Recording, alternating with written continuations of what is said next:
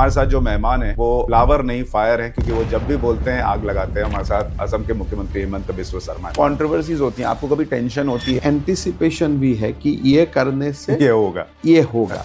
The fall of Kejriwal is a case study. Award से लेकर आज आप स्वाति मलियाल को घर में पिटवाने तक आपका जो जर्नी रहा, ये तो स्खलन का ही जर्नी रहा। नहीं तो केजरीवाल जैसा लोगों को फ्री इलेक्ट्रिसिटी देके चुनाव जीतना होते। आज तो वो हम लोग जैसा काम कर रहे हैं जो हम लोग जो नॉर्मल पॉलिटिशियन, वो तो बोलना सही था मुझे वोट दो, कारण दिल्ली में अभी कोई करप्शन नहीं, मुझे वोट दो इसलिए मैं ऐसा घर में रहता हूं जो भारत का कोई मुख्यमंत्री साहस भी नहीं करता। ऐसा स्खलन मैंने जीवन में नहीं देखा। दिल्ली में मुस्लिम वोट बैंक बढ़ते जा रहे। पर ये कैसे हो रहा है? देखिए, हमारा देश में काफी बड़ा बांग्लादेशी घुसपैठिया है। केंद्र में आपकी सरकार है, बॉर्डर की सिक्योरिटी आपके पास है। हर दिन अगर हम 100 लोगों को पकड़ रहा हूँ दोनों स्टेट मिला के, मतलब बाकी 100 लोग बंगाल और झारखंड में भी पकड़ना सही है, बिहार में भी पकड़ना सही है। लेकिन कोई विश्वास करेगा कि एक भारतीय जनता पार्टी का एमएलए विधायक जाके रोहिंग्या मुसलमान को बसा रहा है? क्योंकि वो वोट ही नहीं देगा। ये तो बसाने का मतलब क्या है? Politically we are losing, ideologically we are losing. मेरा जो मानना है कि हमारा देश को ये पूरा बांग्लादेश खा जाए।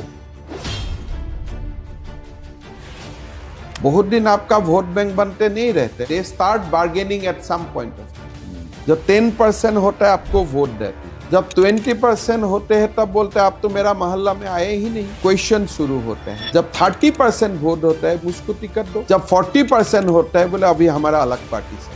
मैं सीमा में हूँ। मेरा प्रदेश में अगर 17% मुस्लिम पॉपुलेशन थे, आज ये मुस्लिम पॉपुलेशन 40% हुए, तो मैं एक भूख भोगी हूँ। We have suffered. नहीं, लेकिन जब आप बोलते हैं तो सीधे एक टैग लगा के वो समस्या खत्म कर दी जाती है कि यू आर एंटी मुस्लिम।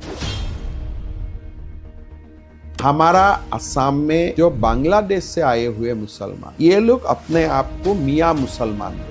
तो मैं जब मियाँ बोलता हूँ तो यहाँ में लोगों को डेरोगेटरी लगता है। तो आप इतने दिन फिर कांग्रेस में रहे कैसे, जब आपको पता था कि वहां तो मुसलमान कुछ कह दे मतलब वो मान लो वाला हिसाब है? सोनिया गांधी जी ने मुझको बोला कि आप जाके राहुल को मिलो और ये बात आप उनको बताओ। तब राहुल का साथ बात करते करते करते मुझको लगा कि ये व्यक्ति का जो दिमाग है अलग दुनिया, ये हम लोग का दुनिया में बसने वाला व्यक्ति नहीं। ऐसा क्यों? He lives in another world। आपसे बात करेगा 2 मिनट उठ जाएगा, फिर 2 कदम जिम मारेगा, फिर आएगा। मतलब it's a very erratic person. आपको बीजेपी में कौन लेकर गया फिर, मतलब जब आपने ये तय किया कि नहीं रहना है? देखिए, बीजेपी में मेरा जो एंट्री पॉइंट है, कांग्रेस से हम लोग आए थे। हम लोग के लिए ये बहुत नया अनुभूति था, because Congress is a very structured privilege party. First privilege वाला पहले बैठेगा, सेकंड प्रिविलेज वाला उसका बाद, फर्स्ट वाला सेकंड को दबाता है, सेकंड वाला थर्ड को दबाता है। एक बाहर परसेप्शन ये है कि आप अमित शाह के बहुत भरोसेमंद व्यक्ति, बहुत खास, ऐसा है क्या? बाहर से लगता है बहुत सख्त है। नहीं, बहुत ही सरल है। डांटते हैं, लेकिन डांटने का बाद आपको खाना खिला के घर से भेजेगा। जैसे हमने झारखंड में चुनाव हारे तो 2 दिन मुझको ही खराब लग रहे थे, तो पहले अमित भाई ही मुझको फोन किया। आपकी पार्टी जो तोड़फोड़ कर रही है कई पार्टियों में, उसमें आपकी भी भूमिका, जैसे चंपाई सोरेन हो गई या जो शिवसेना के लोग टूटे वो असम में जाकर रुके। आप बोलते हैं कि मैं अदानी अंबानी को अच्छा नहीं पाता, बट आप जो चार्टर से फ्लाई करते हैं उसका मालिक भी तो कोई अदानी अंबानी तो है। आपको पता है एक लिस्ट बनती है कि मोदी जी के बाद अमित शाह है, फिर उसके बाद एक लिस्ट बनती है कि उनके बाद कौन है, तो उसमें आपका भी नाम है। जब पिता जीवित रहते हैं, पिता का बाद किसको संपत्ति मिलेगा उसका बारे में चर्चा नहीं होना चाहिए। मेरा डेड हो जाए, मोदी जी को उससे ज्यादा लंबा आयु, फीस का कोई आइटम होते हैं, मैं नहीं, कोई भी असम का लोग अपना टेम्पटेशन को रोक नहीं पाते।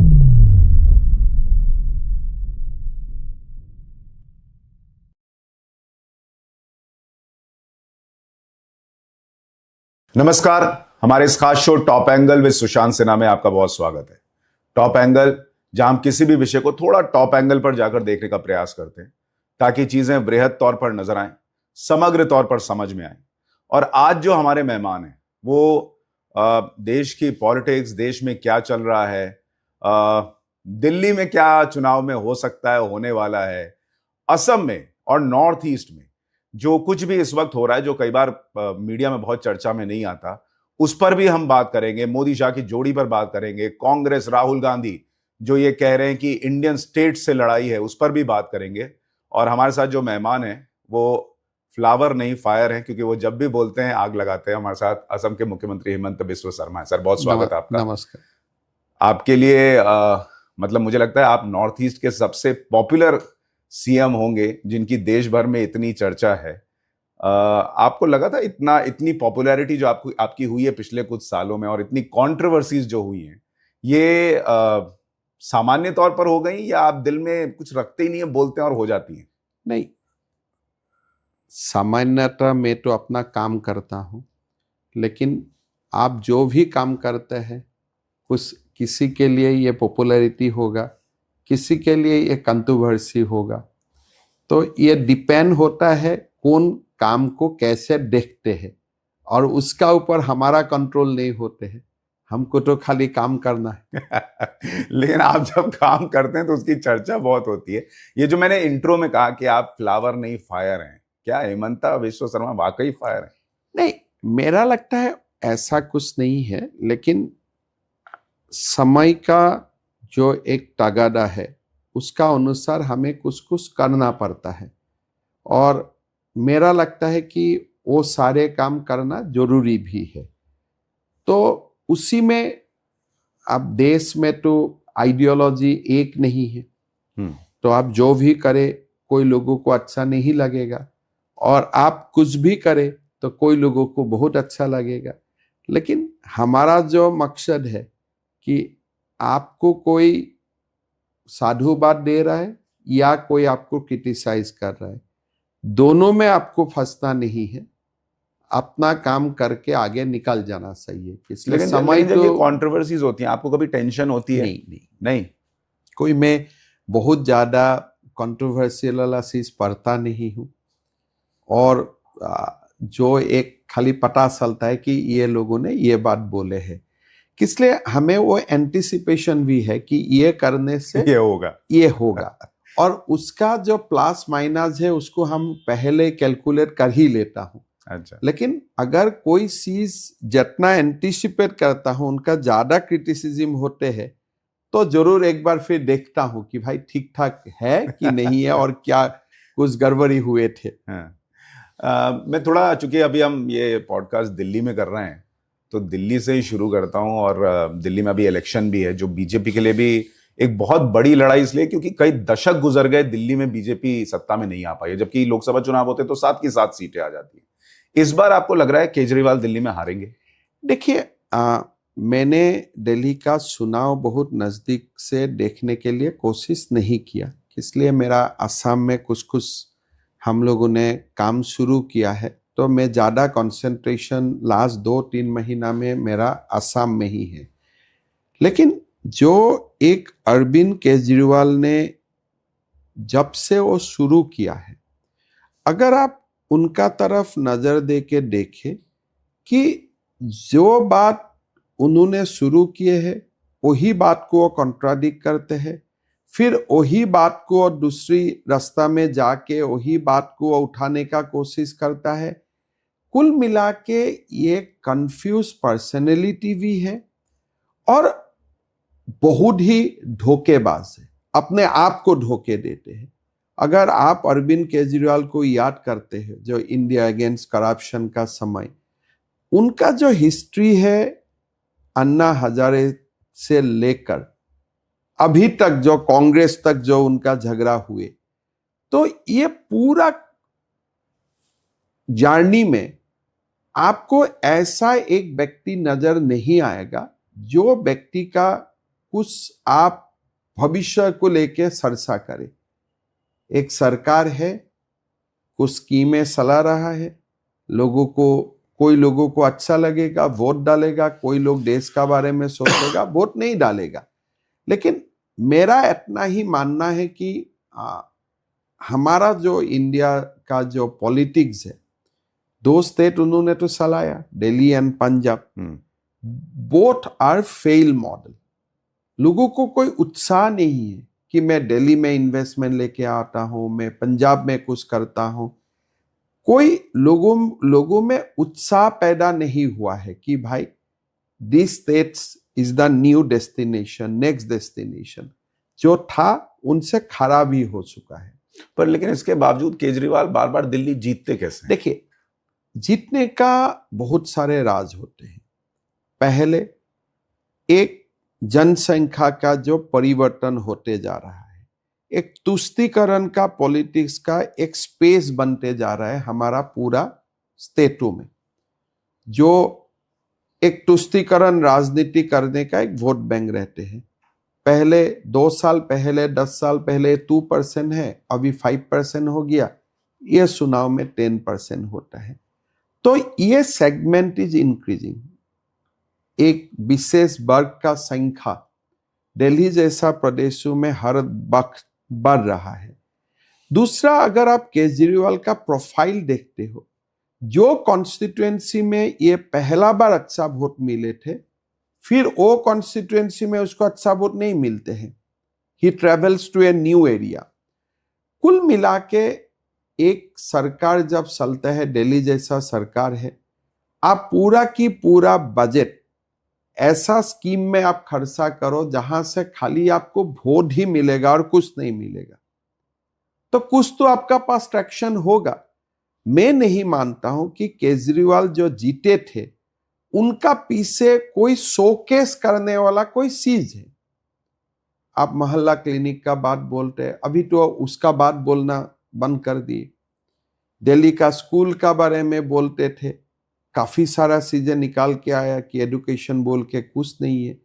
अभी दिल्ली जैसा प्रदेशों में लोगों ने तनख्वाह भी नहीं मिला है सरकार में, तो इसीलिए चुनाव जीतना अलग बात है। तो आप कह रहे हैं केजरीवाल 2 चीजों से चुनाव जीत रहे हैं। एक, आप कह रहे हैं वर्ग विशेष, मैं अगर उसको थोड़ा और सिंप्लीफाई कर दूं, मुस्लिम वोट के जरिए वो जीत रहे हैं। एक दिल्ली में मुस्लिम वोट बैंक बढ़ते जा रहा है।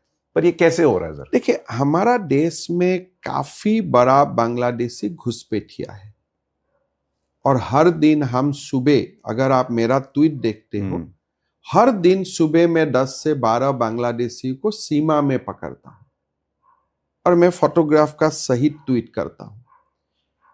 असम में ये लोगों का जो आते हैं, दीज आर इकोनॉमिक रिफ्यूजी बोले या कोई इसको लेके आए, हमारा वहां में कोई ऐसा संसाधन नहीं है कि आप काम करके बांग्लादेश से बहुत ज्यादा आपका इनकम हो सकते हैं।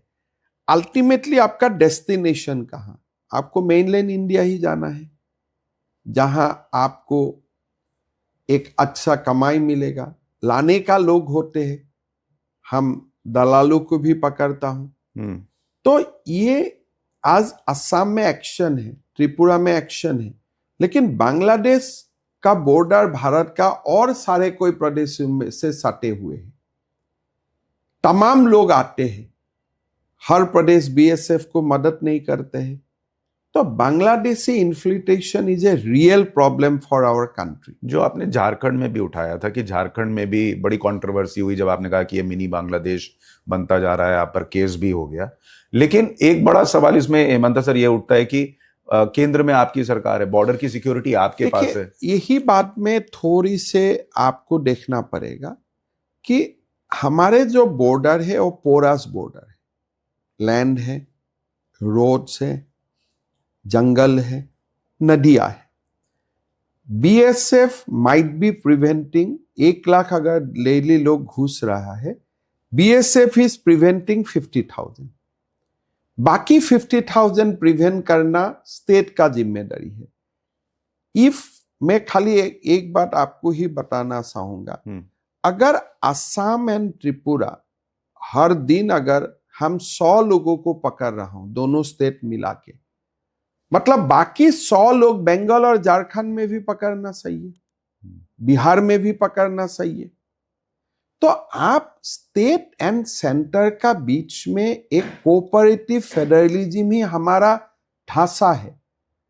ये देश का मुद्दा है कि देश में बांग्लादेशी नहीं आना चाहिए। मैं मान लिया ये बीएसएफ का जिम्मेदारी है, अब मान लो बीएसएफ फेल किया है, तो क्या ये मेरा जिम्मेदारी नहीं है? ये क्या टू टू में का वाद है? जब आपका देश में हर दिन कोई अलग कंट्री से, देश से घुसपैठिए आते हैं, मान लीजिए बीएसएफ में देश प्रेम नहीं है, क्या आप में देश प्रेम नहीं होना चाहिए? आज अगर सीमाओं में बीएसएफ नहीं होगा तो 100 आएगा, लेकिन बीएसएफ का बावजूद 20 घुसते हैं।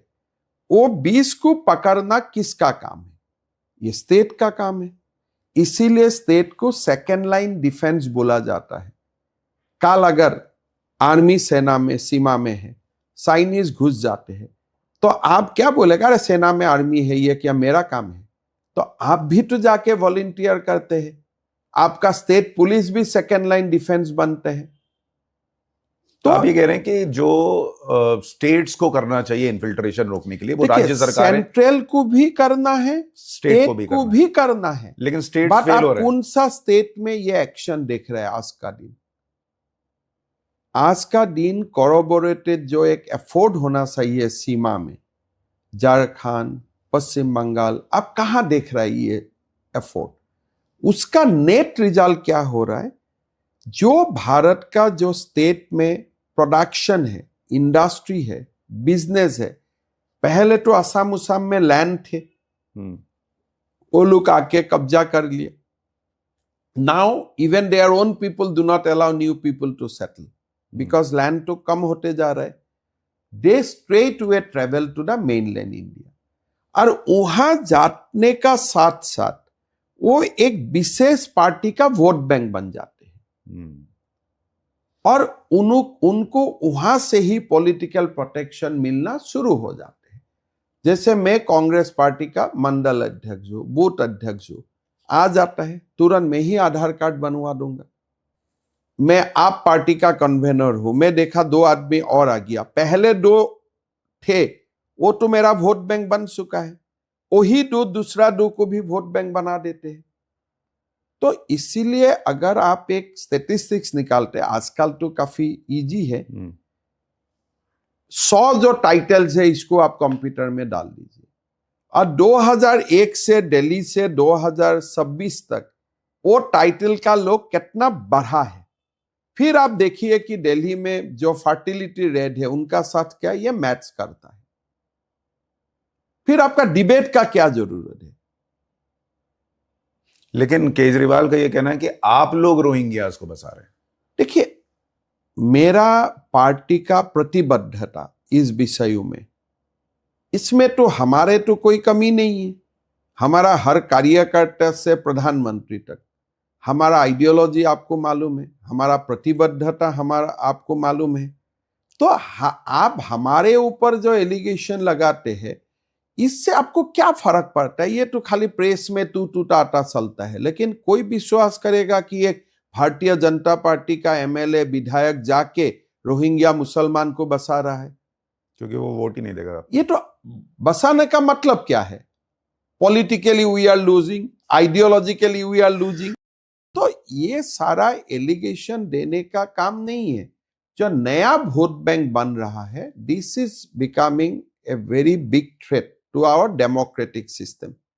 आप एनआरसी बनाना नहीं देते हो, आप कोई वोटिंग आइडेंटिटी देने नहीं देते हो, आप कुछ भी ड्यू डिलिजेंस नहीं करने देते हो।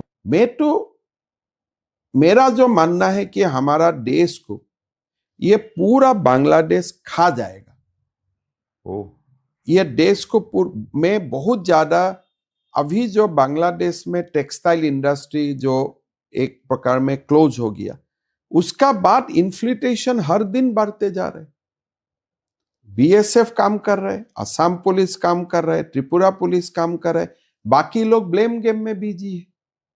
बट अल्टीमेटली मेरा अनुभव है, मैं कांग्रेस में था, बहुत दिन आपका वोट बैंक बनते नहीं रहते, वो they start bargaining at some point of time.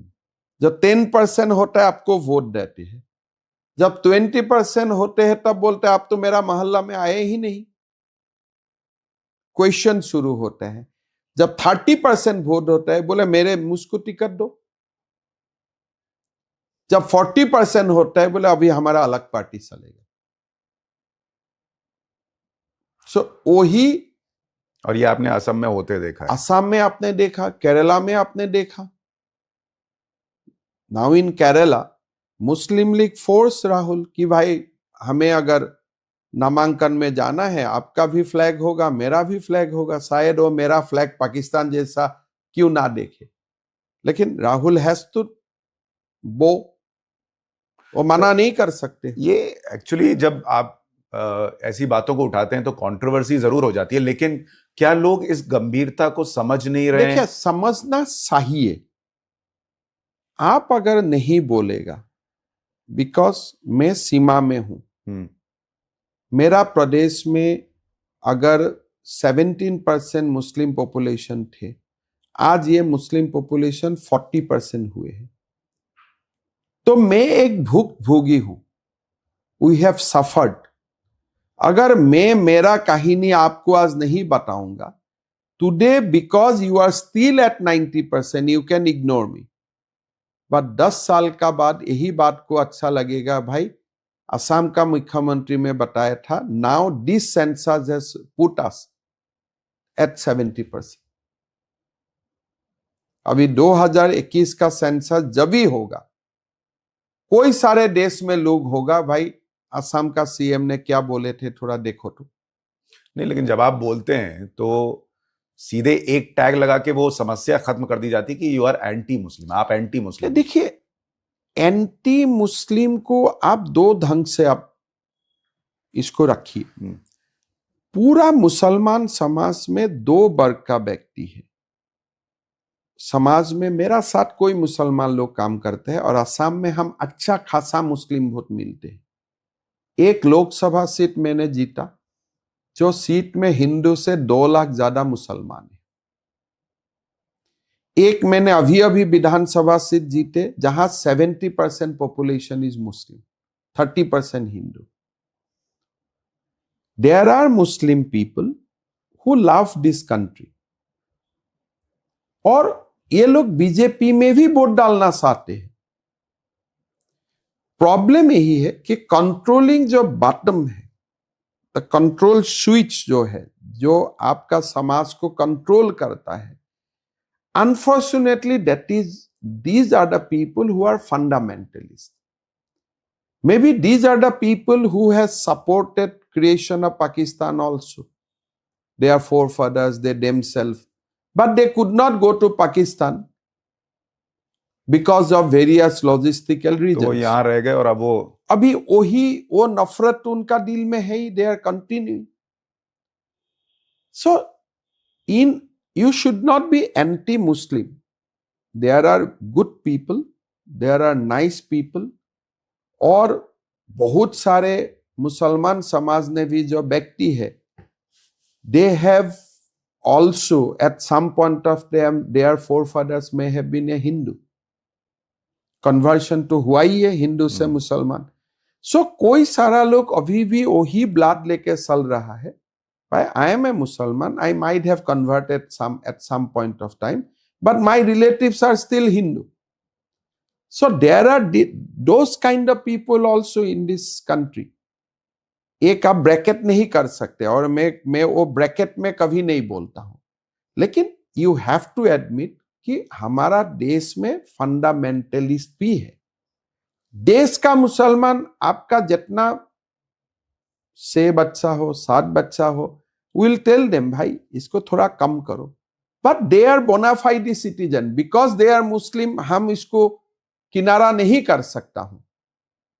But अगर बांग्लादेश से जो लोग आए हुए हैं after the cut off date, after the independence, after 1971, वो लोगों को मिल के आइडेंटिफाई करने में हमारा क्या समस्या हो सकता है?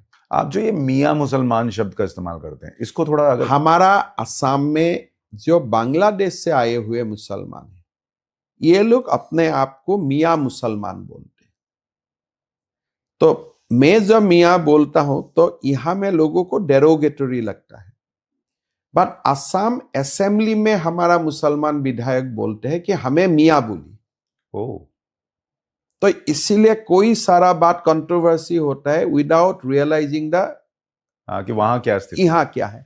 वहां में जो बांग्लादेश से जो मुस्लिम लोग आए हैं, may not been this generation, there are many Bangladeshis who has come 3 generation before and now they are bona fide Indian, because Bharat में ही जन्म हुए, कोई इंडिपेंडेंस का बाद आया, पीछे आए। असम में एक 1971 का कट ऑफ होता है, उस कट ऑफ में पहले जो लोग आते हैं उनको इंडियन सिटीजन माना जाता है। So they are legally Indian but culturally they are still close to that Bangladesh landscape. वो लोग बांग्लादेश का पॉलिटिक्स ही फॉलो करता है, बांग्लादेश का सिंगर को ही बुलाते हैं गाना के लिए। स्टिल देयर मुफ्ती, देयर मौलवी कम्स फ्रॉम बांग्लादेश। ये भारत सरकार इजाजत देते हैं, और कोई सारे बिना इजाजत भी नदी पार होके सुबह आते हैं, रात को चला जाते हैं, because there are many places which are still open boundary. वही वर्ग का लीडर्स लोग बोलते हैं कि our identity is Miya, so we should be called Miya. तो हमारा असेंबली का डिबेट्स में भी, रिजोल्यूशन में भी वो लोग स्लोगन देते हैं, हम मियां हैं। अच्छा, तो ये आप जब कई बार कहते हैं कि मियां मुसलमान जो हैं, तो असम में nobody take notice of it, और लोग हमें व्हाट्सएप करते हैं, दादा बहुत धन्यवाद, आप हमें मियां बोल के पुकारा है।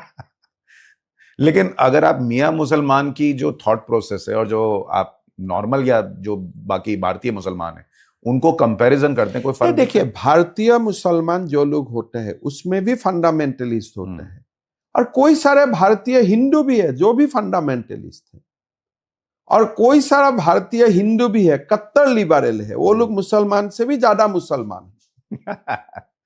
सो समाज में आप एक समाज को नहीं बोल सकते कि यही वो है, लेकिन हाँ, हम समाज का बारे में नहीं बोल सकता हूं, लेकिन व्यक्ति को तो हम आइडेंटिफाई कर ही सकता हूं। लेकिन जैसे अभी इलेक्शन के पहले ये हुआ कि आपने मुस्लिम मैरिज एक्ट में चेंज कर दिया, उसको खत्म कर दिया। ये जरूरत है। हाँ, लेकिन लोगों को लगा कि आपने पहले क्यों नहीं किया? देखिए, हमारा, अगर आपको लगे कि मैं ये काम इलेक्शन का बाद में किया, मेरा पास 5 साल मुझको मिले, ये 5 साल में मेरा जितना करना था मैंने करने का कोशिश किया। मदरसा को बंद किया, तमाम स्कूलों का नाम जो भी देश का हितैषी लोगों का नाम का साथ नहीं जाते थे उनको मैंने चेंज किया। कोई जिला का नाम संस्कृति का साथ मिलन नहीं था, उसको मैंने चेंज किया। मुस्लिम मैरिज एक्ट को मैंने चेंज किया। जो असेंबली में नमाज उमाज का ब्रेक होते थे वो सब भी मैंने चेंज किया, काफी चेंज किया। चाइल्ड मैरिज को मैंने ऑलमोस्ट बंद कर दिया। जो फॉरेस्ट में लोग थे, काफी लोगों को, हजारों एकर्स लैंड से हमने लोगों को एविक्ट किया। तो these are the things we have done. तो वही तो वो कह रहे हैं कि आप मुसलमानों के पीछे पड़े। नहीं, but now you balance it out. हमने 250 मुसलमान को हर साल डॉक्टर बनाता हूं। हमने मुसलमान एरिया में कॉलेज खुलना शुरू कर दिया हूं। हमने मुसलमानों का हर बेटी स्कूल जाने से हर महीना 1000 रुपया का हमें स्कॉलरशिप देना शुरू किया हूं। तो देयर आर फ्यू थिंग्स जो निगेटिव आपको लगता है उसको आप पब्लिसिटी करते हो। जो मुसलमान लोगों का बीच में आप कोई पैसा देना नहीं चाहिए, आपको सरकारी नौकरी घर में मिल जाएगा अगर आप अच्छा से एग्जाम दिए हैं। मुसलमान लोगों का बीच में जो लोग आके मुझको बोले यहाँ ड्रग्स होते हैं, उसको बंद किया गया। तो काफी जो पॉजिटिव्स कामें हुए, ये लोग उसका बारे में चर्चा नहीं करते हैं। आसाम में निगेटिव जो आप बोलते हैं उसका बारे में चर्चा नहीं है। लोग बोलते हैं अरे फॉरेस्ट में था तो भगाना चाहिए, क्या आपत्ति है। मदरसा है तो बंद करना चाहिए, लेकिन दादा ने तो साथ में स्कूल भी बना दिया है। BJP is gaining more and more support among Muslims in Assam. अच्छा, आपको आश्चर्य होगा, हमारे मुस्लिम पुलिंग बूथों में जाइए, लोकसभा में फर्स्ट एंड सेकेंड फेज ने हमें बहुत बढ़िया रिजल्ट मिले। थर्ड फेज जब देश का हवा असम में चला गया तब मुश्किलें हुए। इस सेकेंड फेज में हमें मुस्लिम सीट भी निकाल दी। हजारों लोग बाहर आते हैं, मेरा साथ बात करता है, एम्ब्रेस करता है, मेरा साथ बैठ के खाना खाते हैं, कोई इशू नहीं है। तो ये जो इमेज है कि हेमंता बिस्वा शर्मा मुसलमानों से नफरत करते हैं, ऐसा नहीं है? कोई नहीं है। देखिए, प्रधानमंत्री जी का बात आप बहुत अच्छे से जानते हो। प्रधानमंत्री जी का आइडियोलॉजी क्या है? मेरा ideology can not be different from prime minister. प्रधानमंत्री जी चाहते कि हर बालिका का शिक्षा हो।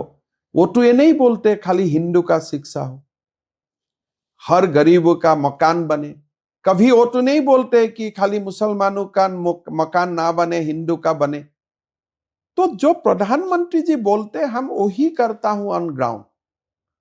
बट कुछ कुछ कदम जो जरूरतें होते, जैसे हमारा यहाँ में हमारा असम में वैष्णव लोगों का 17 चलता है, जिसको आप मोनास्ट्री का साथ कंपेयर कर सकते हैं। बुद्धिस्ट मोनास्ट्री जैसा होता है। असम में भी हमारा वैष्णव परंपरा में लोग शादी नहीं करते हैं, जीवन का वैराग्य लेके वो मोनास्ट्री में रहता है, उसको हम हट्र बोलते हैं ना। अगर 17 का पास में ही कोई बीफ का दुकान खोल दिया जाता है तो उसको बंद करने में जेन्युइन मुसलमान लोग आपत्ति नहीं करते। हम वही सब करते हूं। हेमंत सर, आप इतने दिन फिर कांग्रेस में रहे कैसे, जब आपको पता था कि वहां तो मुसलमान कुछ कह दे मतलब वो मान लो वाला हिसाब है? देखिए, कांग्रेस का इवोल्यूशन ऐसा है। हमारा असम में सबसे ज्यादा देश के लिए कोई काम किए थे कांग्रेस ने ही किए थे। जो लोकप्रिय गोपीनाथ बरदलोई जी, वो कांग्रेस का नेता था। वाजपेयी जी ने इसको भारत रत्न दिया। असम में कांग्रेस का इतिहास बहुत बढ़िया थे। We always fought against fundamentalism. हमने हमेशा ये जो आज जो निगेटिव बात हुआ है उनका खिलाफ हम लोग का पहला वाला जनरेशन ने फाइट किए। और असम को ग्रुपिंग से भी, जो पाकिस्तान का साथ असम जाने थे, कांग्रेस ने ही बसाया। गांधी जी ने क्लियर बोला कि असम कांग्रेस को सेंट्रल कांग्रेस का साथ जाना नहीं सही है, असम को अपना रास्ता लेना सही है। ये गांधी जी ने बोले। हम लोग जब कांग्रेस में थे, तिल राहुल गांधी, हम लोग अपना काम करते थे। हम कभी हावी होने नहीं दिया। Rather we have fought with Badruddin Ajmal. जब उन्होंने अपना पार्टी बनाया, मुस्लिम पार्टी बनाया, हमने उनका साथ फाइट किया, उनको हरवाया। हालांकि कांग्रेस को मुसलमान लोग वोट देना बहुत कम कर दिए थे। अच्छा। बाई 2011 जो मुसलमान वोट का जो प्रतिशत थे, पहले हम लोग 90 मिलते थे, इट केम डाउन टू 40%। और ज्यादा से ज्यादा वोट बदरुद्दीन आजमल लेके गए मुसलमानों का। इसलिए हमने पार्टी को उस दिशा में जाने नहीं दिए थे। सारा कांड हुआ राहुल गांधी आने का बाद उनका जो पॉलिटिक्स है, जो लेफ्ट पॉलिटिक्स, एनजीओ पॉलिटिक्स, एक फंडामेंटलिज्म, लोगों का साथ सरेंडर करने वाला पॉलिटिक्स, जो एक नेशनल एडवाइजरी काउंसिल का पॉलिटिक्स, ये सब धीरे धीरे धीरे धीरे धीरे 2006-07 से उनका प्रभाव पड़ने लगा। धीरे धीरे कांग्रेस में रहना थोड़ा मुश्किल होतेगी। आपको किस दिन लगा कि कांग्रेस में अब नहीं रह सकता मैं? देखो, मेरा वो स्टोरी मैं कभी बताऊंगा, because it involves many senior leader of the Congress party, और मेरा भी जीवन का एक बहुत बड़ा हिस्सा है उनमें। सोनिया गांधी जी ने मुझको बोला कि आप जाके राहुल को मिलो और ये बात आप उनको बताओ। The day I interacted with Rahul, आप और हम जैसे बैठ रहा हूं, हमने ऑलमोस्ट 40-45 मिनट्स हमने बात किया। तब राहुल का साथ बात करते करते करते मुझको लगा कि ये व्यक्ति का जो दिमाग है अलग दुनिया में है। ये हम लोग का दुनिया में बसने वाला व्यक्ति नहीं है। ऐसा क्यों? He lives in another world.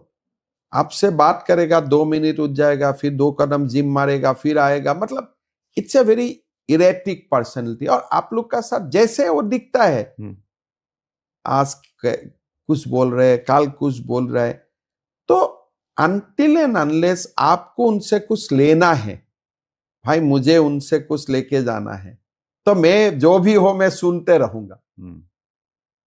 Unless you doesn't have that kind of personality, आप कोई नहीं रह सकता है। मैंने जब बाहर हुए, लोग बोले थे ये क्यों बाहर हुए, but after me you see the generation of Congress people, एक एक करके तो बाहर निकाल के आए। आज आप बताइए, सोनिया गांधी का साथ कांग्रेस करने वाला कौन व्यक्ति कांग्रेस में आज है?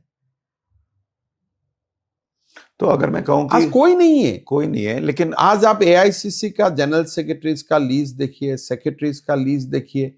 हम लोग का समय में ये सब कोई थे ही नहीं। These are the new left kind of generation, जो राहुल को नहीं, कांग्रेस पार्टी को यूज करना चाहते हैं फॉर फर्दरिंग देयर आइडियोलॉजी।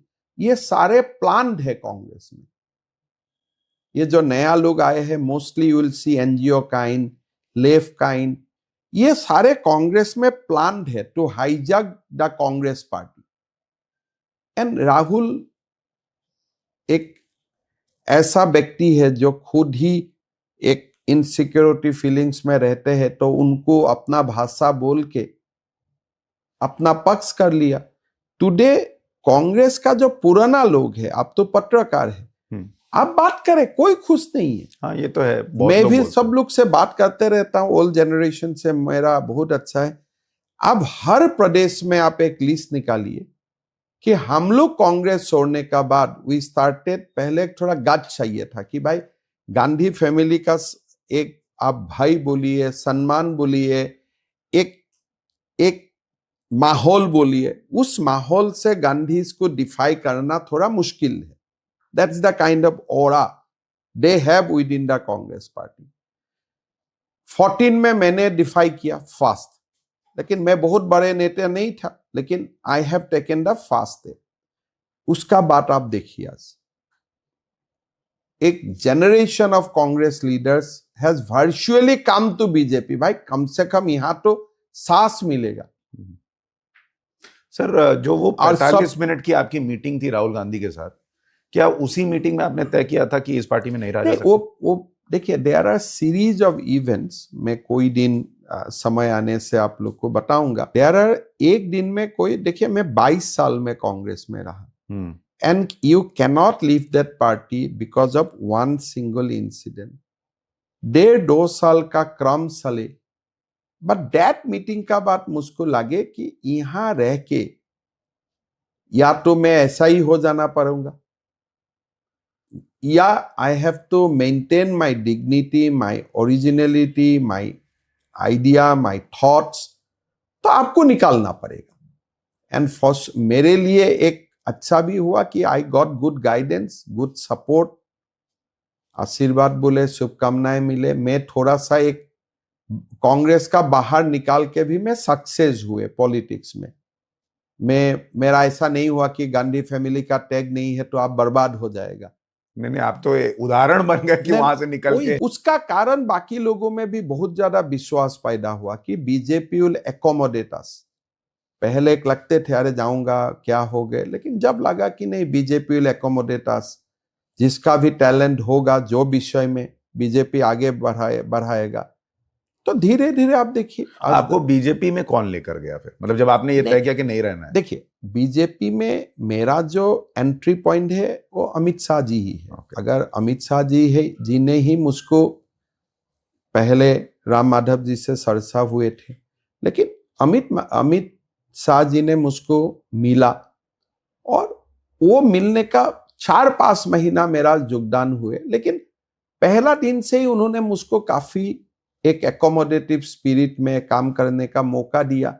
और धीरे धीरे एक पार्टी का आप जब मेन स्ट्रीम हो जाते हो, तब तो आप आगे बढ़ते हो। तो आप जब शुरू बीजेपी में आए, अमित शाह से मिले, तब आपको ये लगा कि क्या डिफरेंस है कांग्रेस और बीजेपी के काम करने में, और कैसे जैसे मैं पहले आए, फिर पेमा खांडू आए, फिर बीरेन्द्र सिंह आए, हम लोग नॉर्थ ईस्ट का कोई लोग, हम लोग थोड़ा क्विक सक्सेशन में आए।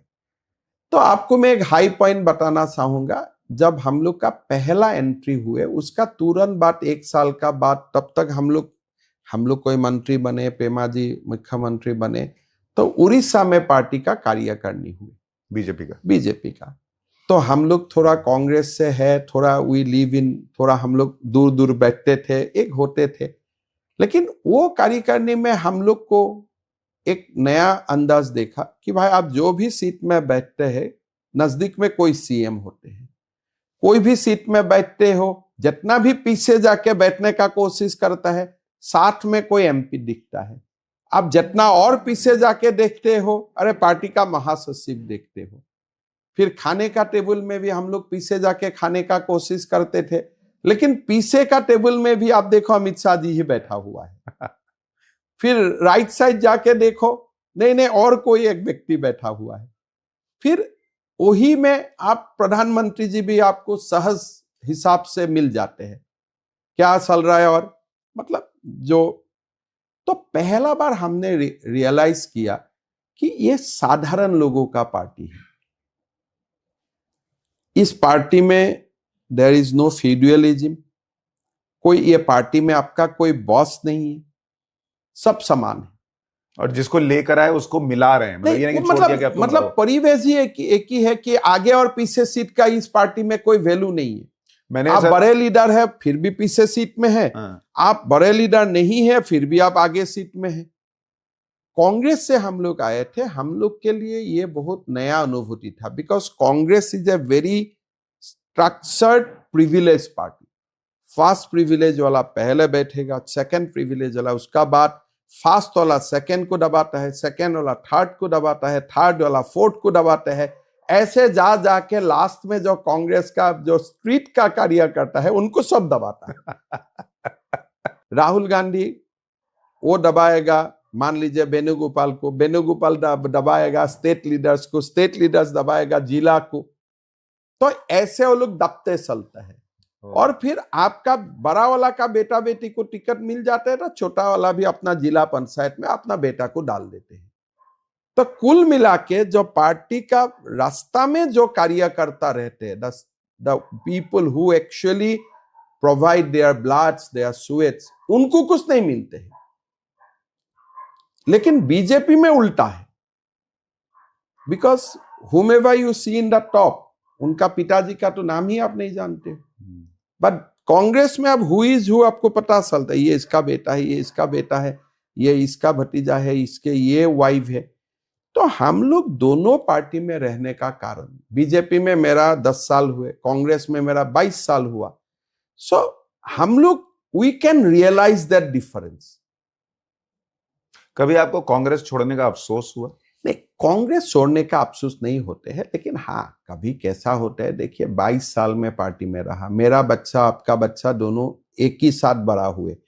नाउ अभी हम बच्चा को मना करना पड़ते हैं, भाई मत जाओ ज्यादा उधर, या वो भी मना करते हैं। तो एक 22 साल का मतलब क्या है यार, प्राइम ऑफ यूथ में आपका जो दोस्त थे, प्राइम ऑफ यूथ में जो आपका कलीग्स थे, तो उनसे आप दूर रहे। लेकिन हम उसमें बहुत ज्यादा नहीं फंसा, कारण मेरा साथ जो भी हम लोग का कलीग्स था, सारे लोग हमारा पार्टी में ही आ गया बीजेपी में with the process of time. कोई मेरा साथ आए, कोई मेरा थोड़ा 2 साल पीछे में आए, कोई 7 साल पीछे में आए, कोई 10 साल पीछे में आया। पर बाय एंड लार्ज एक विशेष वर्ग का जो विधायक रहे, मंत्री रहे, उनको छोड़ के जो तमाम हिंदू पार्टी का लीडर्स थे सब बीजेपी में, असम में आ चुका है। सो वो जो फीलिंग्स था पहले 2-3 साल, अभी वो फीलिंग्स नहीं है। एक बाहर परसेप्शन ये है कि आप अमित शाह के बहुत भरोसेमंद व्यक्ति, बहुत खास, ऐसा है क्या? देखिए, मैं अमित शाह जी का साथ उत्तर पूर्व का जो अध्यक्ष रहा, अमित शाह जी ने पूरा उत्तर पूर्व को जो बीजेपी मय किया, उस पूरा जर्नी में उनका साथ खड़ा रहने का मेरा सौभाग्य मिले। तो उसका कारण वो समय उनका साथ बहुत नजदीक से उनका काम करने का मैंने जो आर्ट है वो देखा, उसका मैंने डेडिकेशन देखा, और प्रधानमंत्री जी का ऊपर उनका जो एक रेस्पेक्ट है, मैंने हर पहलू उसमें मुझको देखने के लिए मिला। मैंने कभी इतना निष्ठा नहीं देखा कि अमित शाह जी का जो निष्ठा है नरेंद्र मोदी का ऊपर, प्रधानमंत्री जी का ऊपर, और वो जो एक सबको लेकर चलता है, वो देखने का मुझको सौभाग्य मिला। तो इसीलिए वो समय बहुत ज्यादा मेरा इंटरेक्शन भी होते थे, वो बहुत बार बार नॉर्थ ईस्ट जाते थे। लेकिन जब से वो पार्टी का अध्यक्ष ना रहे, गृह मंत्री बने, तब अपने आप ही मेरा भी जब काम होगा तो तभी मैं जाऊंगा, अदरवाइज तो डिस्टर्ब करने का बात भी नहीं होते हैं। लेकिन एक समय था, एक कालखंड थे 2-3 साल, जो 2-3 साल प्रति सप्ताह, प्रति 10 दिन उनका नॉर्थ ईस्ट का तौर होते थे। अच्छा सर, हमने चूंकि पीएम के बारे में तो बहुत सुना है, अमित शाह के बारे में बहुत लोगों को नहीं पता वो कैसे काम करते हैं। आपने चूंकि इतना करीब से देखा है। देखिए, पहला बात, एक अमित शाह का बारे में जानने के लिए आपको एक बात जानना पड़ेगा कि उनका जो निष्ठा है मोदी जी का ऊपर, वो 99.9 नहीं है। जो विश्वास है उनका, जो ही treat Modi ji as his leader, 99.9 नहीं मानते हैं, 100%, कि मोदी जी जो बोल दिया वही फाइनल है। तो उसका ऊपर कोई दिमाग लगाना, रिसर्च करना, मतलब मोदी जी का बाद में ही, मोदी जी का बाद से ही शुरू हो जाता है, मोदी जी का बाद ही अंत हो जाता है। इसका ये एक मैंने गुण देखा बहुत, जो हम लोग उस गुण को नकल हम लोग नहीं कर सकता हूं, बीइंग ए ह्यूमन। हम लोग का भी कुछ फायदा मिलने से हम रहे, नहीं रहे तो हम थोड़ा हट जाएगा, हमको आज कुछ मिले तो हम ऐसे बोलूंगा, नहीं मिले तो उल्टा बोलूंगा।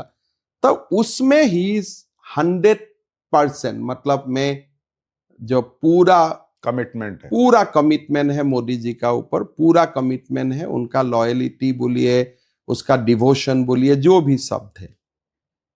फिर भारत का ऊपर, भारत का इतिहास का ऊपर जो अमित शाह का ज्ञान है, नॉलेज है, और बड़ा बड़ा हिस्ट्री का प्रोफेसर का नहीं है।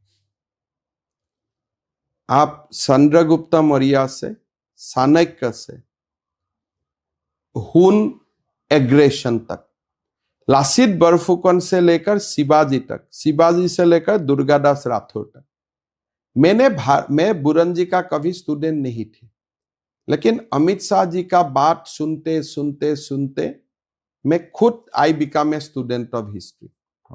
इसका बुरन जी हिस्ट्री में उनका जो नॉलेज थे, कोई दिन आप उनका स्पीच देखिए चाणक्य का ऊपर, यूट्यूब में भी है कोई सारे स्पीच।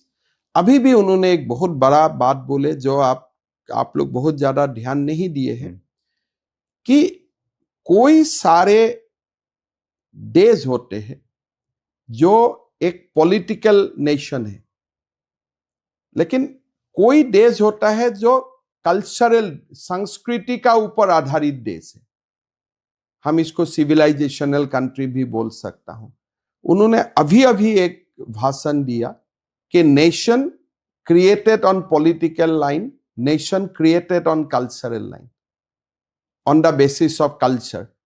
सुनना चाहिए। तो हिस्ट्री का ऊपर, हिंदू धर्म का ऊपर उनका जो नॉलेज है, फ्रॉम वैदिक परंपरा तो तांत्रिक परंपरा, मां कामाख्या से लेकर विंध्या देवी तक, तो उनका नॉलेज टोटल है, बहुत ही डेप्थ नॉलेज है।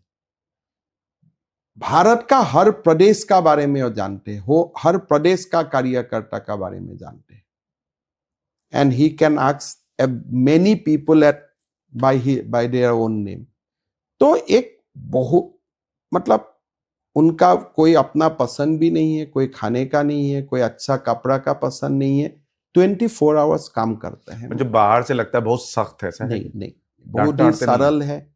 डांटते हैं, लेकिन डांटने का बाद आपको खाना खिला के ही घर से भेजेगा। तो दोनों काम, पहले डांट के लाएंगे, नहीं, टैक्स मास्टर है, काम में गलती किया तो आपका हुए, लेकिन उसका स्वाद भी एक मिठास है। कोई दिन प्रधानमंत्री जी से हो, बाकी लोगों से है, हमें हार्ड टैक्स मिलते हैं, तो हम जाके पूछता हूं ये संभव होगा, कर पाऊंगा? अरे ठीक है कर लो, नहीं होगा तो हमें बोलना, मैं फिर इसको बात करता हूं। कभी कभी टैक्स मिलते हैं जो टैक्स असम जैसा प्रदेश में हमारा कर पाऊंगा, नहीं कर पाऊंगा, our bureaucracy is not like Gujarat bureaucracy. तो थोड़ा डर होते हैं कि प्रधानमंत्री जी बोले अभी क्या होगा, तो you go to Amit Shah ji, he will make it easy कि ठीक है करने का कोशिश करो, मैं भी तुमको मदद करता हूं, नहीं होगा तो हमारा लोगों का उनसे साहस भी मिलते हैं।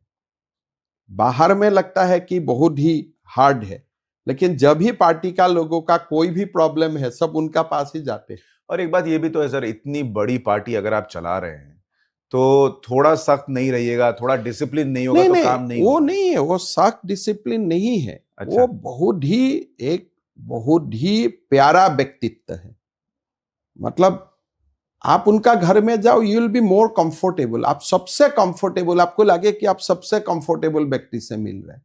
इसमें मुझे एक किस्सा याद आया। आप देखो कार्यालय में, अपना मिनिस्ट्री में, अपना रोल में you have to be tough, वो होना है।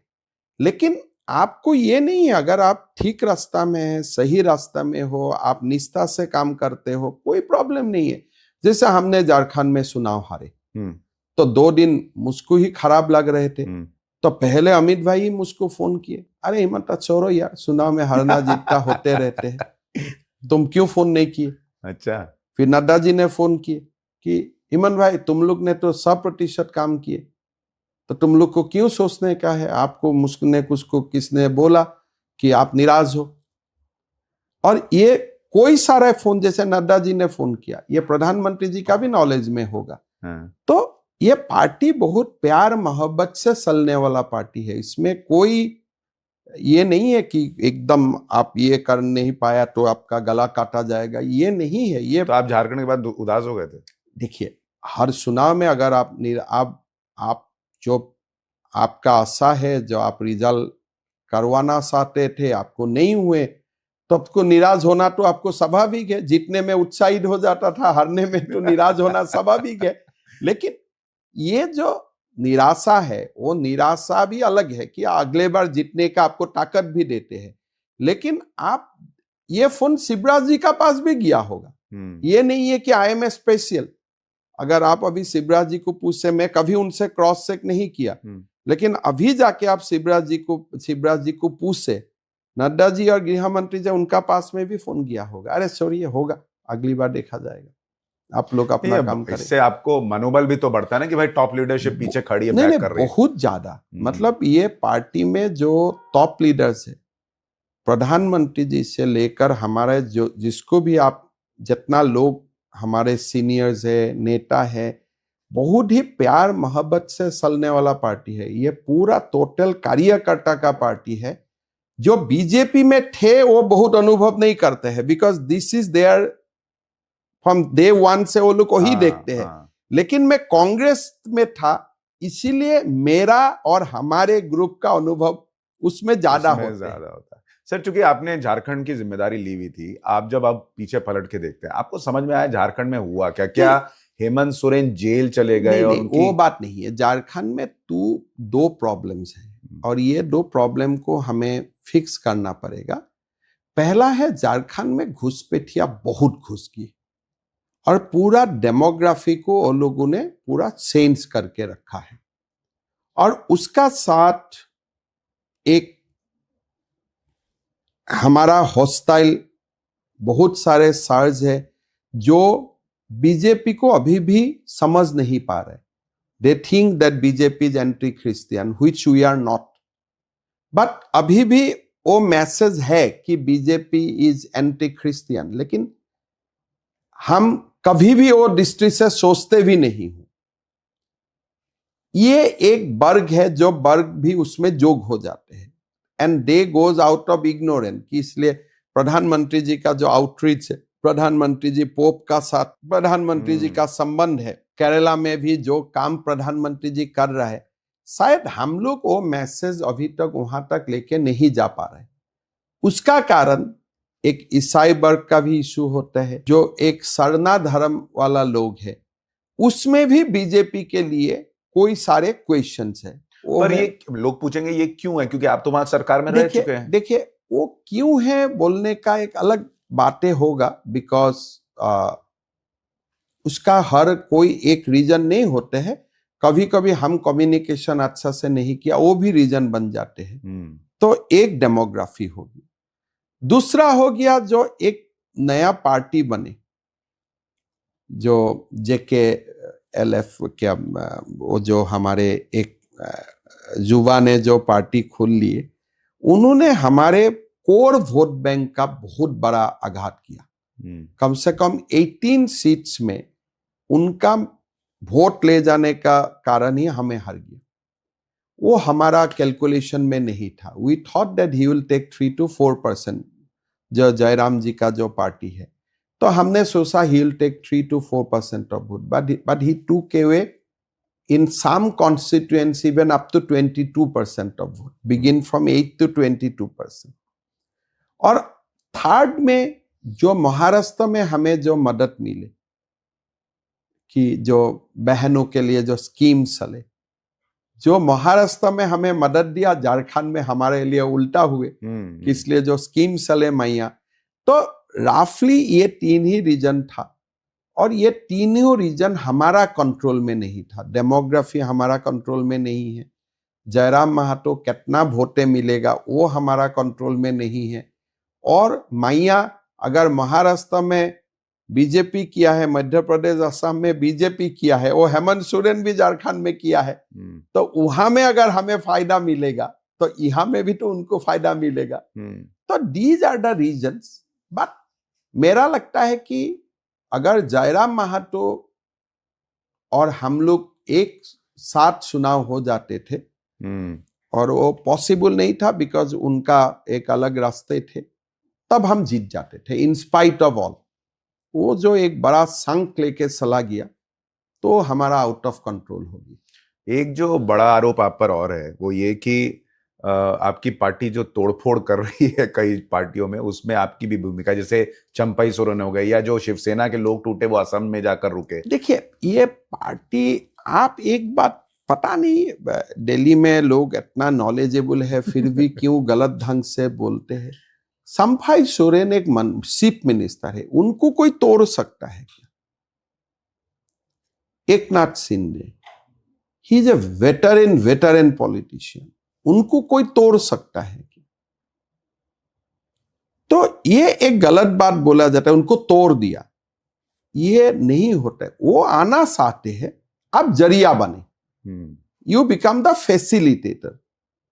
लेकिन कोई विधायक को पंचायत का सदस्य भी अपना दिमाग लगाता है before he comes to another party, to that party. तो ये कोई किसी पार्टी को तोड़ नहीं सकता है।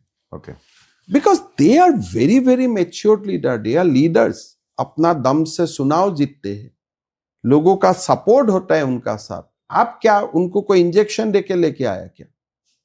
ये तो नहीं हो सकता है। दे वांट्स टू कम, फिर वो लोग जरिया ढूंढते हैं। तो जब ये एकनाथ शिंदे आना चाह रहे थे, आप लोगों को लगा नहीं कि ये संभव होगा कि शिवसेना टूट जाएगी या इतने लोग आ जाएंगे? उसका पीछे तो जरूर 2 साल का मेहनत भी रहा होगा। ये तो काम महाराष्ट्र से ही हुए थे। तो अगर एकनाथ शिंदे जी बीजेपी में आने का निर्णय लिया तो उसका कारण उद्धव ठाकरे और एकनाथ शिंदे का रिलेशन एक दिन में तो डिटोरिएट नहीं हुआ होगा, ये 2 साल से डिटोरिएट हुआ होगा। हमारा पार्टी का कोई लोग उनका संपर्क में रहा होगा 2 साल में। You are sharing your pains, thoughts. एक समय होता है जब लोग मन बनाता है, तब मन बनाने का बाद आपको बुलाता है या आपका संपर्क में आते हैं, भाई हमारा ये बात है, क्या आपका पार्टी मानेगा? हमारा पार्टी को बोला जाता है, तब बोलता है नहीं होगा, इसको लाओ, नहीं लाओ। There are many people whom we refuse. There are many big leaders who wanted to come, but हमें बोला आपको नहीं आना चाहिए। का नाम तो बताइए। आपको मतलब आपको बहुत सारे लीडर्स का बारे में होगा जो न्यूज में कभी चलते हैं वो बीजेपी में आने वाला है, फिर सडनली वो न्यूज खत्म हो जाते हैं, मतलब पार्टी से ही ना किया जाते हैं ना। तो देयर आर ये ups and down, coming going चलते रहता है पॉलिटिशियन में। और कोई पॉलिटिशियन को नोबडी कैन टूट, ये इसने टूटवा, ये इसने करा, नहीं हो सकता है। पॉलिटिशियन लोग बहुत स्मार्ट होता है, बहुत सोच समझ के डिसाइड करता है, और एक बहुत बड़ा स्टेक, बिकॉज एक पॉलिटिशियन उनका डिसाइड नहीं करता है, उनका हजारों फॉलोअर्स का बिहाफ में वो निर्णय लेते हैं।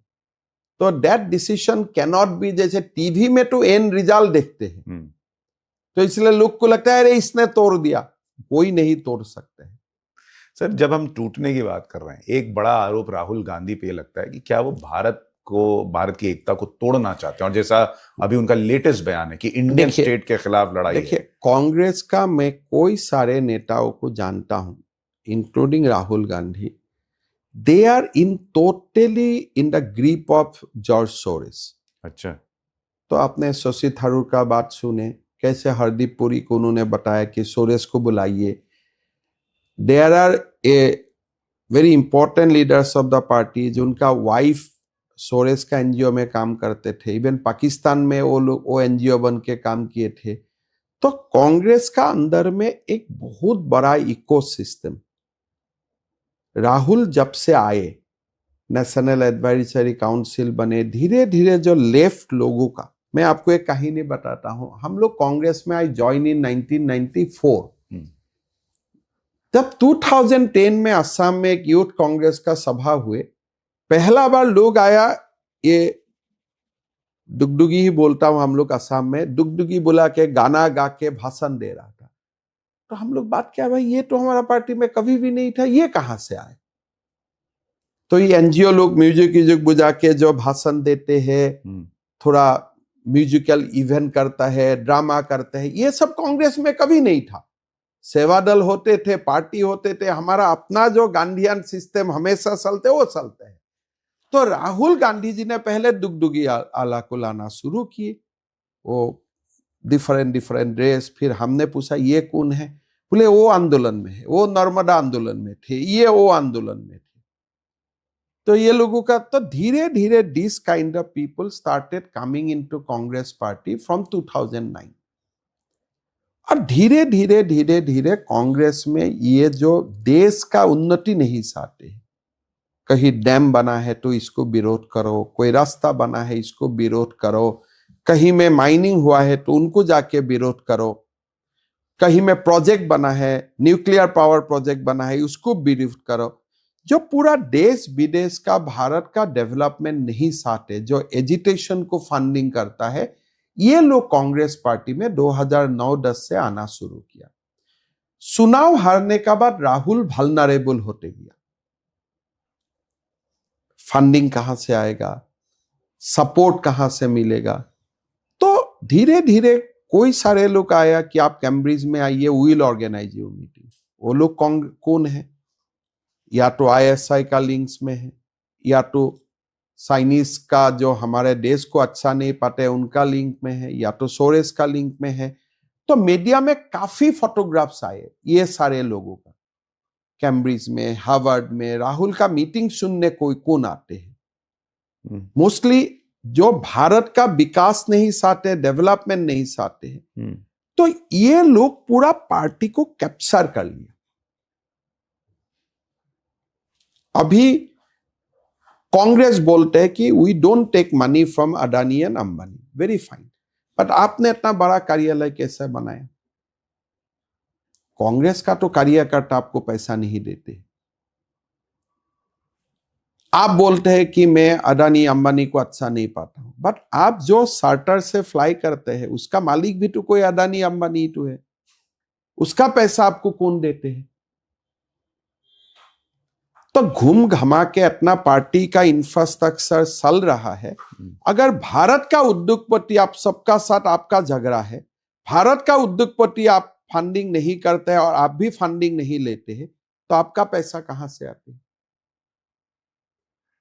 अभी बीजेपी तो बोल सकता है कि हमारा चुनाव में यही लोगों ने हमें पैसा दिया। You are supposedly you are not taking money from Indian industrialist. आपको सबसे आपका झगड़ा है, या आप भी बोल दिया है कि हम इनका पैसा नहीं लूंगा, उनका नहीं लूंगा, तो आपका पैसा कहां से आता है?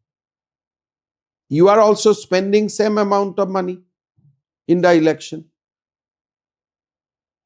तो ये पैसा कहां से आता है? तो क्या ये आप कह रहे हैं राहुल गांधी कांग्रेस डेस्परेशन में? डेस्परेशन नहीं, Congress party has been taken over now by the people who doesn't like India to prosper. और ये कोई छुपाया हुआ बात नहीं है। एवरी मीटिंग में जो राहुल का हार्वर्ड का मीटिंग में रजिस्ट्रेशन होते हैं, सारे लोगों का आप एक एक बायोडाटा निकालो, what is their profound ideology of life. तो राहुल गांधी इसका मतलब जानते बूझते ये सब कर रहे हैं ना? नहीं, उनका एक वल्नरेबल टाइम में वो टेक ओवर हो गया। ऐसा ही तो लोग टेक ओवर होते हैं ना। जो कोई बड़ा साइंटिस्ट सडनली आपने सुना वो सीआईए का एजेंट है, कैसे होता है? मतलब वो ट्रैक करता है, कोई वल्नरेबल टाइम में उसको टेक ओवर हो जाता है। सडनली आपको लगता है ये इतना बढ़िया स्टूडेंट है, एक दिन देखता है he has been arrested for link with ISI. मतलब उनका वल्नरेबल समय में उनको टेक ओवर हो जाता है। ऐसा क्या वल्नरेबल टाइम? कांग्रेस का ही वल्नरेबल सिचुएशन आया जब लोगों ने नकारना शुरू किया, उनको लेफ्ट लोगों से टेक ओवर हो गया, तो धीरे धीरे they take them to that next step. आप राहुल गांधी को नेशनल सिक्योरिटी के लिए बड़ा खतरा मानते हैं? राहुल गांधी का साथ कुछ भी बात कोई नहीं करना चाहिए भारत का, because he is totally against India. आपने कभी देखा है पार्लियामेंट में उनका स्पीच कि भारत का ऐसा सोनवाली भविष्य होना चाहिए, भारत का ऐसा नेशनल हाईवे बनना चाहिए, भारत का ऐसा इंटरनेट होना चाहिए, भारत का ऐसा प्रदेशों में मेडिकल कॉलेज बनना चाहिए? I have listen all his speeches in parliament. उसमें जो फॉल्ट लाइन को निकालने का छोड़ के, has be spoken for youth of India, has he spoken for womens of India? कभी कोई सेल्फ हेल्प ग्रुप का बारे में बोला है, कभी कोई बैंक्स का बारे में बोला है, कभी रेलवे नेटवर्क का बारे में बोले है, कभी स्पेस, कभी साइंटिस्ट को वो खुला दिल से बधाई दिया आपने सुने हैं। तो he only his entire speeches in parliament are focused on the fault lines of Indian society. हमारा देश में कास्ट है, वो हमारे कोई सेलिब्रेशन का मामला नहीं है। This is a fault line. Rahul will hint that fault line, वो फॉल्ट लाइन में बोलेगा। Manipur is a sad story, सुझाव नहीं देगा कैसे रिजॉल्व होना चाहिए। He will keep on harping Manipur Manipur Manipur because he knows this is a fault line. He knows that हमारा बिकॉज ऑफ एक्सप्लॉइटेशन हजारों साल का, हमारा जो ओबीसी एससी एसटी का लोगों का मन में दुख है, आप दुख को कैसे निवारण करते हो? जब आप पावर में था आपने कुछ नहीं किया, अभी भी आपको सॉल्यूशन नहीं देगा। लेकिन आप बोलेगा ओबीसी में से कोई सेक्रेटरी नहीं है, लेकिन आप नहीं बोलेगा कि मेरा कांग्रेस ने कोई जॉइंट सेक्रेटरी अपॉइंटमेंट नहीं किया, इसलिए आज कोई सेक्रेटरी तक प्रमोशन नहीं हुई।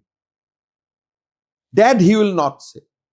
तो राहुल का पूरा स्पीच देखे, उनको फॉल्ट लाइन को और तीखा करना है और शार्प करना है। He will go there only at that point of time. तो देश को ज्यादा बड़ा खतरा आप केजरीवाल से मानते हैं, राहुल गांधी से मानते हैं? देखिए, केजरीवाल का एक लिमिट है, इसलिए कि केजरीवाल को टेक ओवर करने से भी एंटी भारत लोगों का पास बहुत ज्यादा फायदा नहीं होता है, क्योंकि वो सीमित थे दिल्ली में। Kejriwal is a limited resource. They begin with Kejriwal. फिर आप पहले आप कई नदी में आप फिशिंग के लिए जाओ, स्पेस है, पहले आपको छोटे मछली आएगा, फिर आपको हाथ में बड़ा मछली आया। स्पेस नहीं है, छोटा मछली को आप फिर नदी में डाल के आप बड़ा मछली को घर में लेके आएगा। So that journey begin with left party, then it went to Kejriwal, now they have captured the Congress party. और ये पूरा जो भारत का डेवलपमेंट नहीं चाहते हैं, यही लोगों का हाथ में अभी कांग्रेस पार्टी फंसा हुआ है। एक आम आदमी पार्टी जो दिल्ली में काम कर रही है, आपने उनको भी नहीं बख्शा। मानहानि का केस हो गया मनीष सिसोदिया पे, आप शीश महल कह रहे हैं कि उसको संग्रहालय बना दो, शीश महल सबको दिखाओ। The fall of Kejriwal is a case study. From that height, Magsaysay से अवार्ड से लेकर आज आप स्वाति मलियाल को घर में पिटवाने तक आपका जो जर्नी रहा, ये तो स्खलन का ही जर्नी रहा।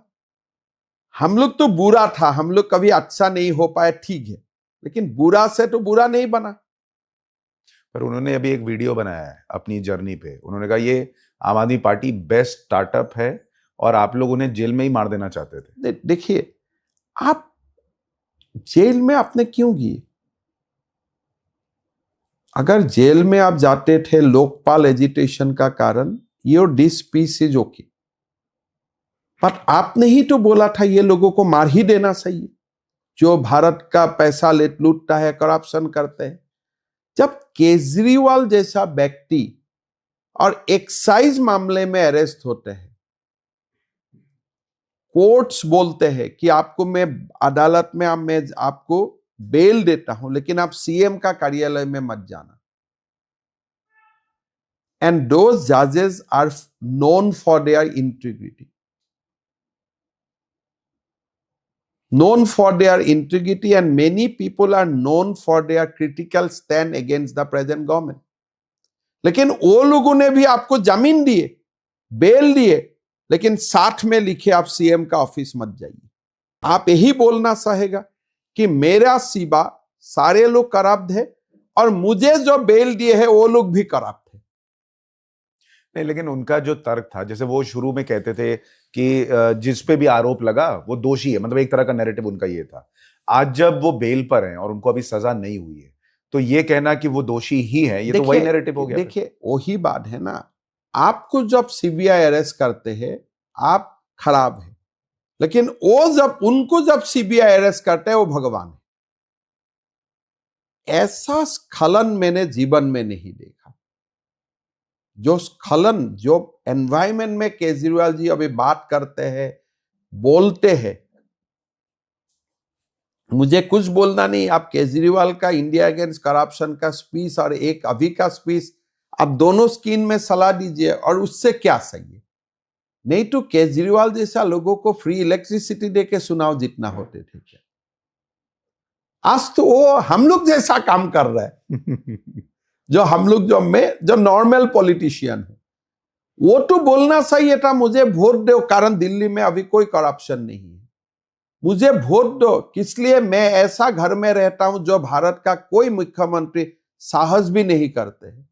मुझे वोट दो किस लिए? मेरा जो पार्टी का मेंबर्स है, वो मेंबर्स का जो इंटीग्रिटी है बियॉन्ड डाउट। लेकिन आज आप क्या है, बीजेपी में तो हमें कोई एमपी को, तो महिला एमपी को तो हमने तो कभी पीटा नहीं, but you are heading a party. लोग बोलते हैं, महिला रोते हैं कि हमें घर में पिटवा दिया जाते हैं। सीएम का जो रेसिडेंस होते हैं ना, वो एक मंदिर होते हैं, लाखों लोगों का आस्था का प्रतीक होते हैं। उस घर में आप महिलाओं को पिटाई करेगा और आप बोलते हैं मैं केस स्टडी हूं। तो जरूर आप केस स्टडी हो, लेकिन स्खलन के लिए आप केस स्टडी हो, कोई बड़ा काम के लिए केस स्टडी आप नहीं। हिमांतर सर, चूंकि आपका समय मैंने बहुत ले लिया और आपको जाना भी है, लेकिन मैं थोड़ा सा आपके बारे में भी पर्सनल लाइफ में जानना चाहता हूं। बोलिए। कि आपको ये अंदाजा है कि आप सिर्फ नॉर्थ ईस्ट के एक सीएम नहीं रह गए, बल्कि आप पूरी पैन इंडिया, आपकी पॉपुलैरिटी बहुत बढ़ गई है। आप बोलते हैं, आप वायरल होते हैं, आपको लोग सुनना चाहते हैं। देखिए, मेरा पॉपुलैरिटी है नहीं, उसमें मैं बहुत ज्यादा ध्यान नहीं देता हूं। लेकिन हम लोग एक आसाम का एक सपना देख के पॉलिटिक्स में आए थे, तो मैं भारत में कितना पॉपुलर हूं नहीं हूं मेरा उसमें बहुत ध्यान नहीं है। अगर आप मुझको अच्छा पाते हो तो असम के लिए कुछ कर दो तो मेरा जो नेट होगा, कहीं भी मेरा कुछ अच्छा है, कोई पॉपुलैरिटी है, कोई लोग मुझको अच्छा पाते हैं, मैं जानता हूं, then I try to catch on him for the interest of Assam. आपको पता है एक लिस्ट बनती है कि मोदी जी के बाद अमित शाह है, फिर उसके बाद एक लिस्ट बनती कि उनके बाद कौन है, तो उसमें आपका भी नाम है। देखिए, ऐसा नहीं होना चाहिए, और मेरा एक हमेशा मानना है, जब पिता जीवित रहते हैं, पिता का बाद कौन किसको संपत्ति मिलेगा उसका बारे में चर्चा नहीं होना चाहिए। मोदी जी भारत का प्रधानमंत्री है।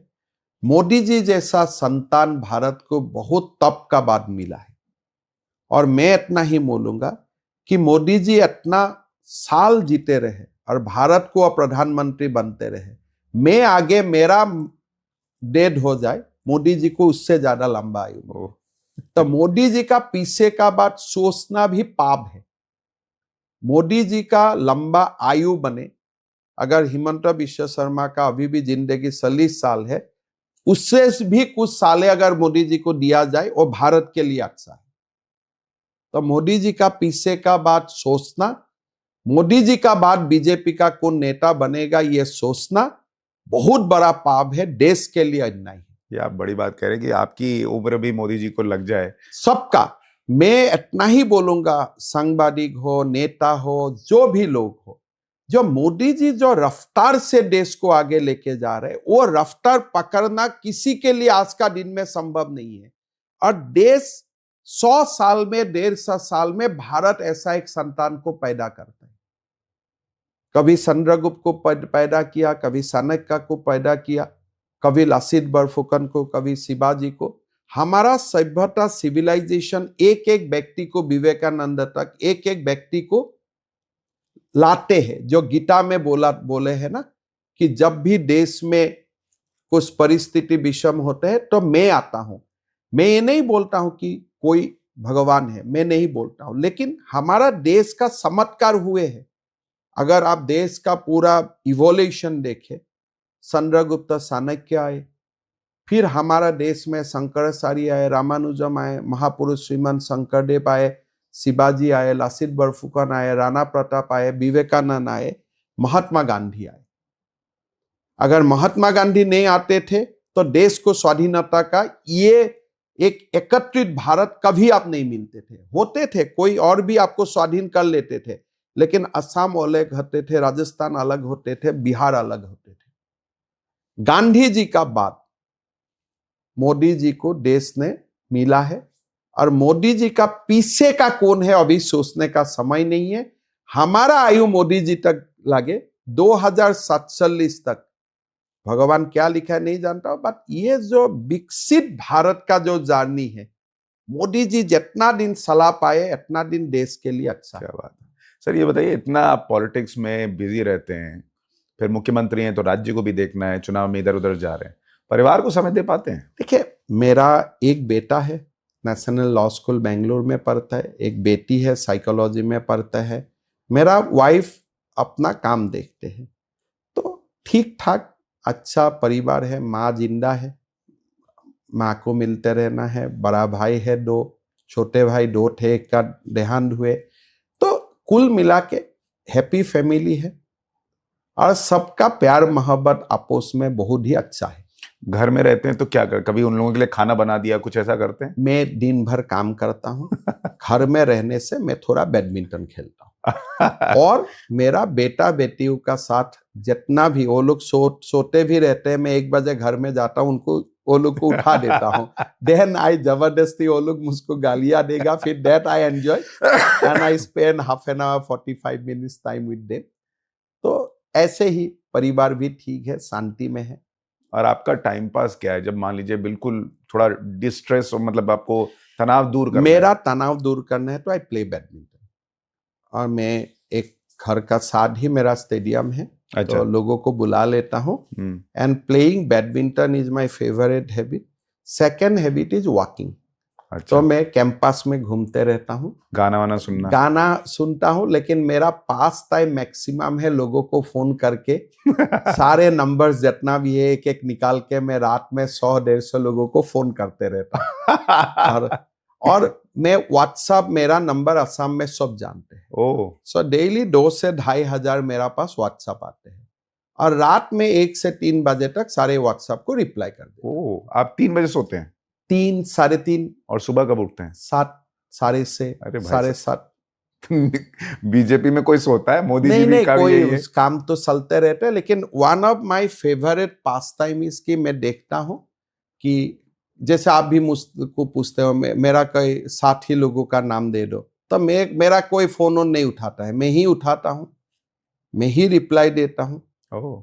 और कभी कभी मुझको डांट भी पड़ता है कि तुम इतना क्यों मोबाइल का साथ रहते हो। संतोष जी काफी डांटते रहता है कि हेमंत जी आप क्यों इतना मोबाइल का साथ रहते हो, लेकिन मैं हर मोबाइल को मैं आंसर देते रहता हूँ। वाह, हर व्हाट्सएप का गुड मॉर्निंग गुड इवनिंग को छोड़ के हाँ, जो लोग आजकल सुबह आदत से सबको एक ब्रॉडकास्ट कर देते हैं, एक्सेप्ट द ब्रॉडकास्ट मैसेजेस, मैं हर मैसेज को रिप्लाई देता हूं। दिल्ली से भी जब आता हूं मैं Guwahati, that 2 hours also I spend replying to the क्या मैसेजेस। क्या बात। और खाने पीने का शौक है आपको? मैं खाने पीने में काफी शौकीन था, लेकिन आज 6 महीना से I am trying for intermediate in fasting. वजन तो थोड़ा सा वजन के लिए नहीं, मेरा लगा कि एक जब आपका 55 इयर्स हो जाता है जीवन में, then you have to stay back. थोड़ा सा जो हमने एक जर्नी किया, when you reach 55, 50, 60, those are milestones. तो आपको थोड़ा पीछे घूम के देखना है, और मैंने देखा तो बहुत तो खा ही लिया हूं। हर बड़ा रेस्टोरेंट से छोटे ढाबा तक सब में खाया। तो थोड़ा लास्ट 6 महीना से I am trying to for the intermediate in per fasting. वो एक डिश कौन सी है जो देख के आप रुक नहीं पाते? हमारा आसाम का काफी कोई अच्छा डिश है, लेकिन जब फिश को देखा जाते हैं हमारा आसाम में क्या होता है, हमारा जो वैष्णव लोग है वो लोग भी फिश खाते हैं। बिकॉज क्या है, इसका भी एक स्टोरी है। महापुरुष शंकरदेव ने देखा कि जो शेड्यूल कास्ट लोग है आसाम का, वो लोग फिश का बिजनेस करता है। Fishing is there primary source of livelihood. उन्होंने देखा कि अगर मैं लोगों को बोला प्योर वेजिटेरियन बन जाओ, ये लोगों का जीवन और जीविका में आघात हो जाएगा। तो उन्होंने एक बोला कि फिश यू कैन टेक। तो इसीलिए जब फिश का कोई आइटम होते हैं तो आपका देन हम, मैं नहीं, कोई भी असम का लोग अपना टेम्पटेशन को रुक नहीं पाते। चलिए, बहुत अच्छी बात है, और अच्छा लगा कि आप परिवार को भी समय देते हैं इतने बिजी शेड्यूल में से भी। अच्छा है, मतलब सब कुछ ठीक ठाक है, और मैं आपको कोई दिन इनवाइट करूंगा। तो एक दिन असम में मेरा साथ मुसलमान समाज में आइए। वोट देना नहीं देना अलग बात है, बट आप एक रेस्पॉन्स देखिए, आपको अलग लग जाएगा, अरे मैं यहां कौन दुनिया में आ गया। जो इंप्रेशन होता है वो नहीं है। BJP is not anti Muslim. BJP सीधा बात बोलते हैं, भाई आप मुस्लिम हो लेकिन आप भी भारतीय हो। वही मुद्दा है। जो लोग बोल देते हाँ हम भी भारतीय हो, मुद्दा खत्म। लेकिन जब आप बोलते हाँ मैं भारतीय हूं, लेकिन टेस्ट मैच पाकिस्तान जीते तो आप हल्ला सिल्ला शुरू कर दिया, वहां से प्रॉब्लम शुरू होता है। तो इसीलिए कोई दिन आइए, आपको अलग नजारा देखेगा। जो यहां बोलता है वो नहीं। और मैं तो आज एक बार और आपको प्रेडिक्शन करता हूं, with in 10 years lots of Muslims will also start voting for BJP। वो माइंडसेट शुरू हो गया है। लेकिन हर बार कोई लोग बोलते हैं नहीं इस बार आप मोदी को हरवा सकते हैं, तो लास्ट 2 महीना से गड़बड़ी होते हैं। लेकिन धीरे धीरे जो 2 बार हो गया, 3 बार हो गया, मोदी हारते ही नहीं है, then people also go for second thoughts. मेरा लगता है within 10 years that second thoughts will start. चलिए, मैं असम आऊंगा, ये जरूर देखना चाहूंगा, और फिर आपके साथ मछली भी खाएंगे हम लोग। एकदम, जरूर जरूर। Thank you so much. बहुत अच्छा लगा आपसे बात करके, और आपको बहुत सारी शुभकामनाएं। आपके बात करके एक चीज तो ये लगी कि जो आपके चेहरे पर है, जो दिल में है, वो दोनों मैच करता है, और इसीलिए कई बार क्रिटिसिज्म होता है, लेकिन आप शानदार जा रहे हैं। एकदम शांत रहना है, रुकना नहीं है। बहुत बहुत धन्यवाद सर। आपको ये पॉडकास्ट कैसा लगा हमें जरूर बताइएगा कमेंट करके।